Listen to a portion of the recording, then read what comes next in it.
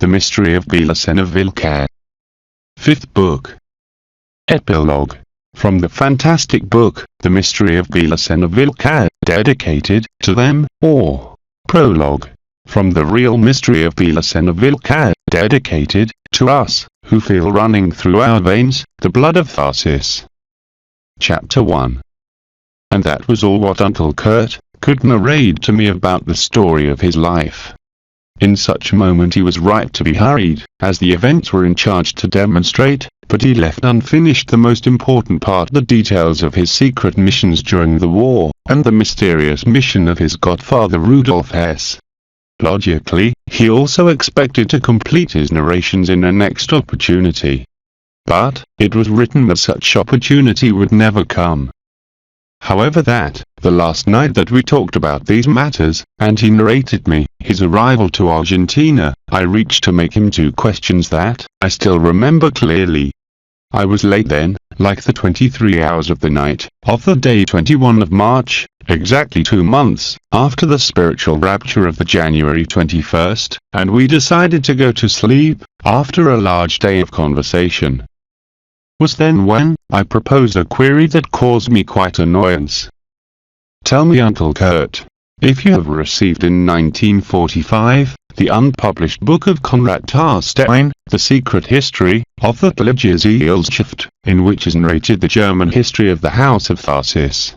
How is that you remained indifferent the first time that we spoke about the letter of BELICENA VILLCA, leading one to believe that you ignored its important historical participation? I remember very well that you just startled at hearing the name Tharsis, but you didn't express anything about the German Tharsis. Nevertheless, you should have known that part of the history, perhaps, so rich in features as the one that I knew by BELICENA VILLCA. And you kept for yourself very well to don't say anything with respect to it, even until now. It doesn't seem correct, your behavior, Uncle Kurt. I affirmed with painful tone of reproach. Uncle Kurt observed me with surprise, and released one of his formidable horse laughs. Is that because I had not read the book? He apologized. How? After 35 years you have not read the book of Tarstein? I asked, dumbfounded. I already told you, Nif, that I was very angry for the orders that Tarstein transmitted to me.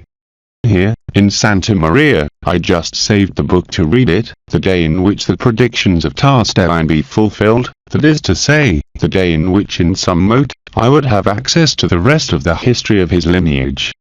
And that day came with your visit, and the letter of BELICENA VILLCA.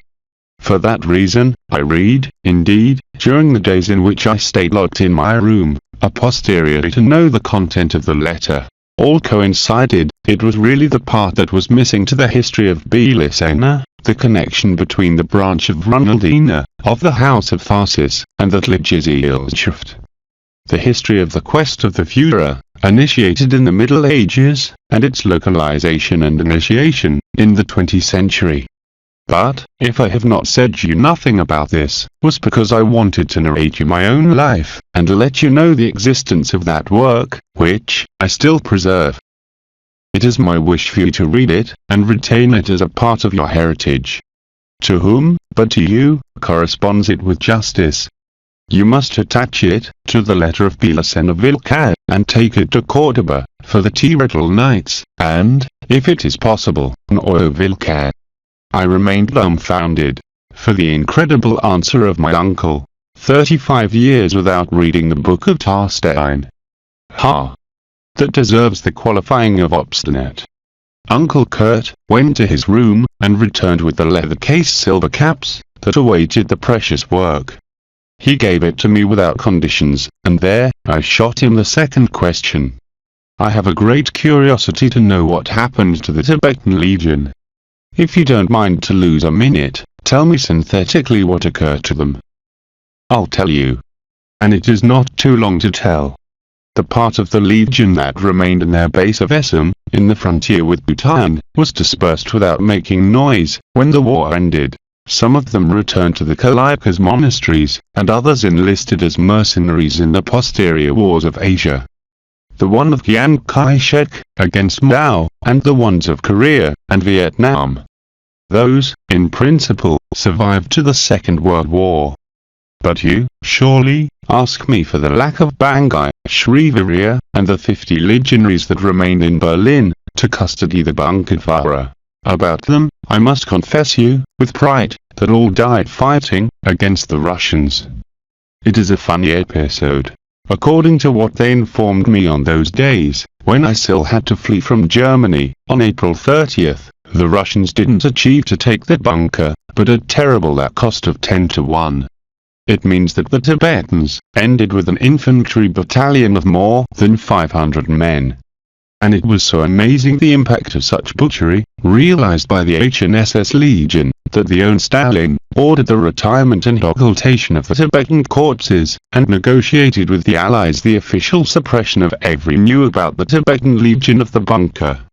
However, many independent investigators have mentioned the existence of the Legion, and its courageous determination to defend the bunker till the end. Of course, that if it is consulted the official historians, those who must live from the academic or journalistic budgets, the version will be very different.